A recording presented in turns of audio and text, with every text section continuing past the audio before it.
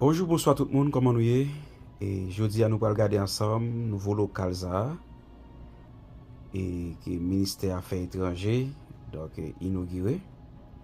Donc c'est là-dedans actuellement là, il va loger et pas connaître si tout espace ça c'est seulement le ministère des Affaires étrangères pour là-dedans parce que c'est un gros building ou bien est-ce qu'il y a un autre ministère qui a en dedans parce que c'est un gros building.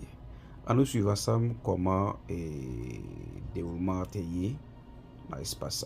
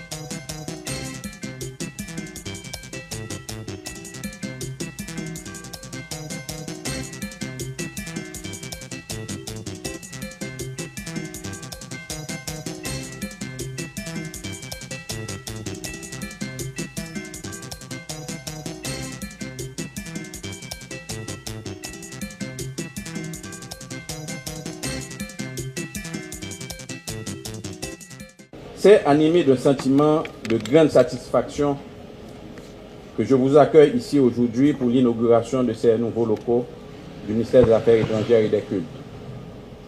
Il s'agit là de la réalisation d'un rêve. Un rêve nourri pendant 16 longues années par toutes les filles et tous les fils de cette maison. Celui de voir les services centraux siéger dans un immeuble beaucoup plus digne. C'est aussi avec un pincement au cœur que je me rappelle en ce moment de la disparition de notre ancien immeuble au bicentenaire. Nous avons, à partir de ce moment, perdu certaines traditions et surtout des collègues. J'ai personnellement perdu une grande amie, une sœur. Nous ne les oublierons jamais. En effet, comme vous le savez, le 12 janvier 2010, dans l'espace de quelques secondes, s'était effondré le majestueux édifice construit en face de la mer dans le cadre d'un ambitieux projet commémoratif du bicentenaire de la ville de Port-au-Prince. Ce local, dont plusieurs générations de diplomates haïtiens gardent encore un souvenir ému, s'était écoulé avec, comme je viens de le souligner, des vies humaines que nous ne terminerons jamais de regretter, et aussi avec une partie importante des archives et de la mémoire diplomatique du pays. Ce regrettable événement, en plus de ces souvenirs douloureux, avait ouvert pour les cadres et employés du ministère une longue période d'attente. Une période où s'entremêlent nostalgie et espoir. D'une part, nostalgie d'un espace de travail accueillant, protocolaire et convivial, et d'autre part, l'espoir de voir un jour le ministère des Affaires étrangères se loger à nouveau dans un édifice à la hauteur de sa mission et de ses attributions. C'est ainsi qu'aujourd'hui, nous ne sommes pas seulement les heureux témoins de l'inauguration de bâtiments, mais nous assistons surtout à l'épilogue d'une longue pérégrination qui a duré 16 années, au cours de laquelle le ministère des Affaires étrangères a dû exercer ses activités dans 3 espaces successifs inappropriés. D'abord, à Pèlerin au lendemain du séisme, puis au Bois-Bernard et finalement à Musso. dans des conditions bien que marquées par le dévouement du personnel, mais qui ne répondaient nullement au travail diplomatique. Excellences, Mesdames, Messieurs, au moment où je me prépare à explorer avec vous d'ici quelques minutes les enceintes de cet important édifice qui sera désormais le siège du ministère des Affaires étrangères, permettez-moi à nouveau, en cette semaine spéciale, d'avoir une pensée pour les nombreuses victimes et les nombreux disparus du séisme du 12 janvier 2010. Et de façon toute particulière pour nos amis et collaborateurs succombés sur les décombres en s'acquittant de leur devoir de fonctionnaire au service du ministère des Affaires étrangères. Je cite nommément Patrick Isidore, directeur des affaires politiques, promu peu de jours avant, directeur de cabinet du ministre Marie-Michel Rey. Nicole Grégoire, spécialiste des questions migratoires et des relations haïtiano-dominicaines. Marie-Yvrose Édouard, secrétaire à la direction générale. Mério Villarson, fonctionnaire affecté au service de l'intendance. Leurs souvenirs honorent la nation et ils ne disparaîtront jamais de nos esprits. Et pour preuve, une plaque sera tout à l'heure dévoilée en leur mémoire. Que la stèle dressée en leur honneur à l'entrée de cet immeuble constitue pour les générations présentes et futures de fonctionnaires une source profonde d'inspiration, des modèles et des exemples de dévouement, de discipline, d'engagement et de consécration dans la fonction publique. Mesdames, Messieurs, je me tourne en ce moment vers vous, Excellences, les membres du Conseil présidentiel de transition, et aussi Monsieur le Premier ministre. Vos orientations et les instructions les plus urgentes ont permis l'aboutissement de ce projet dans un court délai. Excellences, soyez-en tous remerciés au nom de tous les fonctionnaires et agents publics du ministère des Affaires étrangères. Je vous encourage, chers collaborateurs, à poursuivre dans cette voie, car servir la patrie est un honneur suprême. Haïti mérite le meilleur de chacun de nous. Je profite par la même occasion pour vous inviter à traiter ces lieux en véritables gardiens du patrimoine public, à les protéger et à les valoriser, car le ministère des Affaires étrangères et des cultes est votre première demeure institutionnelle. Ce nouveau local représente pour vous, cadres et employés, l'opportunité de travailler dans un environnement sûr, moderne et digne. L'État haïtien franchit une étape importante dans le renforcement de ses institutions avec l'inauguration officielle du nouveau bâtiment du ministère des Affaires étrangères et des cultes. Cet acte dépasse la simple ouverture d'un édifice. Il affirme la continuité de l'État, sa capacité à se relever, sa volonté de se projeter vers l'avenir avec responsabilité et dignité. Le ministère des Affaires étrangères et des cultes est l'une des plus anciennes institutions de la République.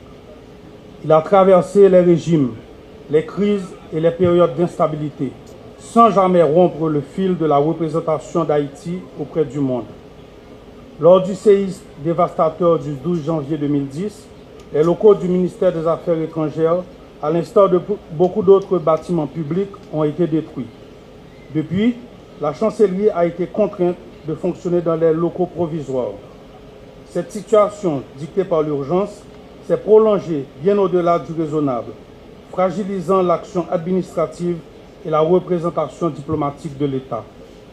Après 16 années d'attente et maintes tentatives, le projet de relocalisation a enfin abouti. Mais ce moment d'aboutissement nous impose aussi le devoir de mémoire. Lors du séisme qui a endeuillé la nation tout entière, des fonctionnaires et des agents du ministère des Affaires étrangères ont perdu la vie dans l'exercice de leur mission au service de l'État.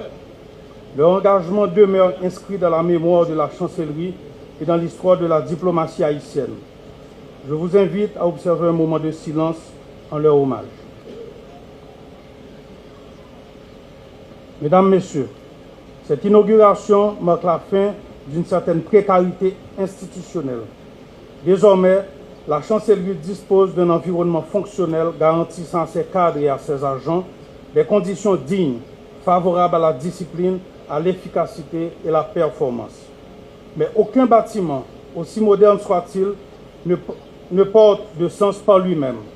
À ce titre, ces murs n'auront de valeur que s'ils abritent le travail bien fait, l'éthique du service public et le souci constant de l'intérêt national. Et donc, cet édifice doit devenir un espace où se forgent les décisions, où se construisent les stratégies et où l'action extérieure de l'État s'inscrit avec cohérence et crédibilité au service des priorités nationales. Sécurité, élections, relance économique. Comme je l'ai rappelé lors de la conférence des ambassadeurs, face aux défis actuels, la diplomatie haïtienne doit se réinventer. Elle doit être plus proactive, plus stratégique et diligente, une diplomatie d'excellence fondée sur la compétence, l'intégrité et le mérite. Une diplomatie moderne, efficace et respectée, capable de défendre avec intelligence et dignité les intérêts de la nation. Une diplomatie appelée à faire rayonner la grandeur de notre histoire et la richesse de notre culture. Et pleinement mobilisée pour le développement et le repositionnement d'Haïti au sein du concert des nations. Depuis le début de cette transition, j'ai multiplié les déplacements à l'étranger pour porter la voix d'Haïti, défendre nos intérêts, expliquer notre situation et mobiliser des soutiens indispensables. Parallèlement, d'autres ont permis de maintenir ouverts des canaux essentiels et de préserver la voix d'Haïti dans des espaces où elle ne pouvait se taire. Ces démarches ont porté des résultats. Mais elles ne peuvent produire des effets durables que si elles se poursuivent et s'inscrivent dans un travail collectif rigoureux, porté par des équipes engagées, soucieuses d'en assurer le suivi, la cohérence et la mise en œuvre dans l'intérêt du pays. Car pour sortir véritablement de cette crise sécuritaire et humanitaire que nous affrontons, Haïti a besoin d'alliés solides. Nous devons consolider nos relations avec nos partenaires traditionnels, et nous ouvrir résolument à de nouveaux horizons. Il importe d'engager et de maintenir un dialogue constructif dans le respect de notre souveraineté, de dissiper les incompréhensions et de bâtir des partenariats fondés sur la coopération, la solidarité et le respect mutuel. La diplomatie haïtienne doit être à la hauteur de cet impératif, car aucun pays ne se relève durablement en autarcie. Nous devons intégrer davantage de femmes compétentes aux postes de décision, ainsi que davantage de jeunes talents capables de défendre avec intelligence et dignité les intérêts de la nation. L'année 2026 est une année décisive. Elle appelle à davantage d'engagement et d'action pour répondre aux attentes de plus de 12 millions d'Haïtiennes et d'Haïtiens qui aspirent à la sécurité, aux élections et à la relance économique. Je voudrais désormais que chaque cadre, chaque fonctionnaire, chaque contractuel, chaque diplomate qui franchit ces lieux se pose cette question. Que puis-je faire dès aujourd'hui pour contribuer à ce grand chantier national et faire en sorte que les 25 prochaines années soient meilleures que les 25 dernières? Ce que nous déciderons, ce que nous construirons, ce que nous oserons aujourd'hui façonnera l'avenir de ce pays. Peu de générations ont eu à assumer une telle responsabilité à un moment aussi décisif et éprouvant. Mais en regardant ces jeunes femmes et ces jeunes hommes ici présents, et en sachant qu'Haïti dispose des diplomates talentueux, compétents et profondément engagés, avec lesquels j'ai eu l'occasion de collaborer, je garde espoir. Haïti peut et va se relever de cette crise. Monsieur le ministre, Mesdames, Messieurs les cadres et agents du ministère des Affaires étrangères et des Cultes, ce bâtiment est désormais un patrimoine de l'État placé sous votre responsabilité. Il vous revient d'en faire un usage exemplaire, de le préserver et de le faire vivre. Je salue également l'ensemble des équipes techniques, administratives et ministérielles ayant contribué à la réalisation de ce projet. Cette relocalisation est une transition responsable, dictée par les nécessités du moment. Appropriez-vous de cet espace et faites de ce lieu un cadre vivant, pleinement dédié à la diplomatie et à l'intérêt national.